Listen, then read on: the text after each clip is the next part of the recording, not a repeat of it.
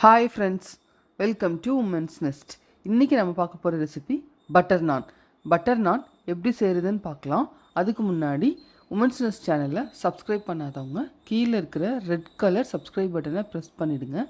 பக்கத்தில் இருக்கிற பெல் ஐக்கானையும் கிளிக் பண்ணிவிடுங்க.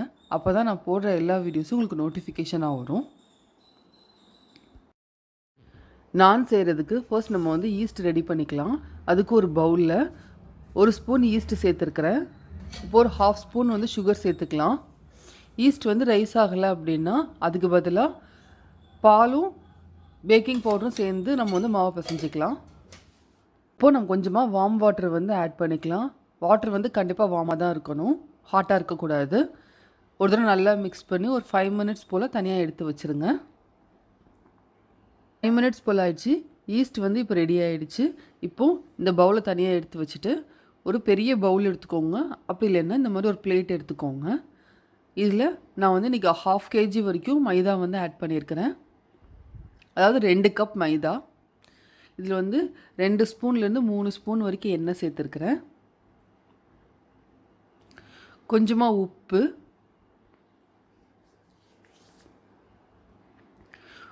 ஒரு ஸ்பூன்லேருந்து 2 ஸ்பூன் சுகர் சேர்த்துக்கோங்க. இப்போ நம்ம ரெடி பண்ணி வச்சுருந்த ஈஸ்ட்டை சேர்த்து நல்லா மிக்ஸ் பண்ணிக்கலாம். இப்போ தேவைப்படும் போது கொஞ்சம் கொஞ்சமாக தண்ணி சேர்த்து நல்லா மிக்ஸ் பண்ணிக்கலாம்.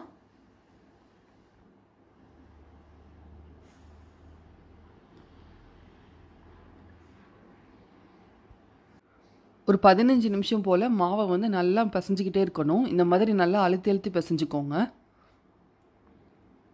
இந்த மாதிரி நல்லா இழுத்து பிசைஞ்சிங்கன்னா மாவு நல்லா சாஃப்டாக கையில் ஒட்டாமல் வரும். நீங்கள் தண்ணி நிறைய சேர்த்துருந்தாலும் இந்த மாதிரி பிசைய சாஃப்டாகிடும். 15 நிமிஷம் போல் மாவு நல்லா பிசைஞ்சாச்சு.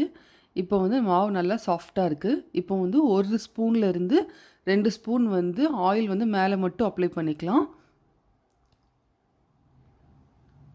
மேலே மட்டும்தான் அப்ளை பண்ணணும், ஃபுல்லாக மாவு பிசையக்கூடாது.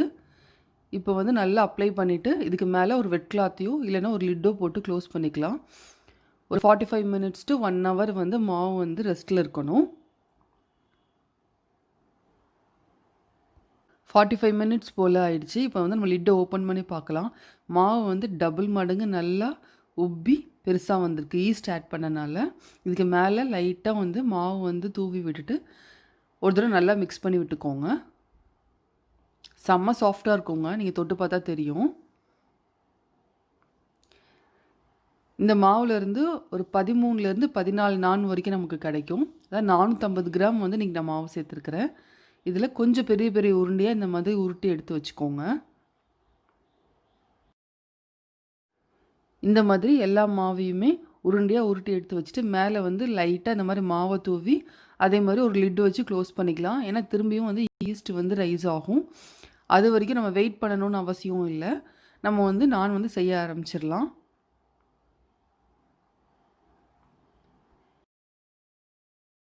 இப்போ நானுக்கு நம்ம மாவை திரட்டிக்கலாம். அதுக்கு கொஞ்சமாக மாவை தூவி விட்டுட்டு இந்த மாதிரி சப்பாத்தி திரட்டுவோம்ல அந்த மாதிரி திரட்டிக்கோங்க. இது ரொம்ப லேசாக தட்டிடாதீங்க, கொஞ்சம் திக்காக தான் இருக்கணும்.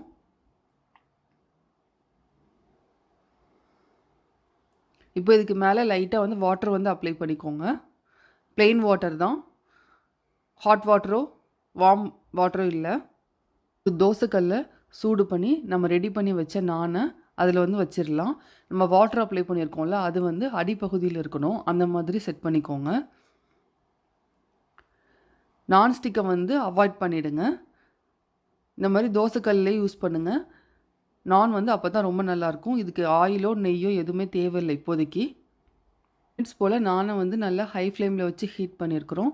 இப்போ திருப்பி போடாததுக்கு பதிலாக அடுப்பில் வச்சு நம்ம டைரெக்டாக வாட்டி எடுக்க போகிறோம்.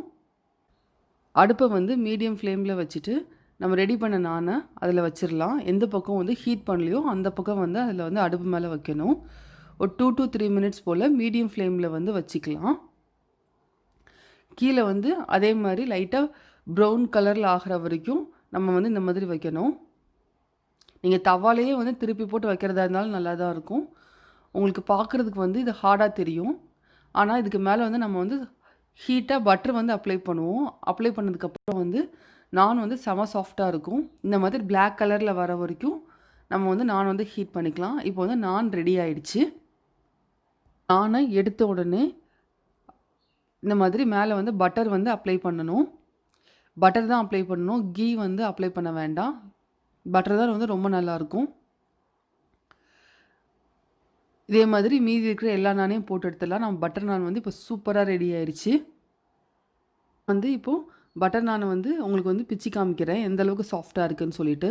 பார்த்தாலே தெரியும் செம்ம சாஃப்ட்டா இருக்கும். நீங்க வந்து இப்போ மடக்கி கூட பாருங்க. எல்லாமே செம்ம சாஃப்ட்டா இருக்கும். உடையவே உடையாது. அந்த அளவுக்கு வந்து பட்டர் நான் வந்து வீட்லயே இவ்ளோ சூப்பரா சாஃப்ட்டா ரெடி பண்ணிறலாம். இந்த பட்டர் நான் உங்களுக்கு பிடிச்சிருந்துச்சுன்னா, லைக் பண்ணுங்க, ஷேர் பண்ணுங்க. உமன்ஸ் நெஸ்ட் சேனல சப்ஸ்கிரைப் பண்ணாதவங்க சப்ஸ்கிரைப் பண்ணிடுங்க. பக்கத்துல இருக்கிற பெல் ஐகானையும் கிளிக் பண்ணிடுங்க.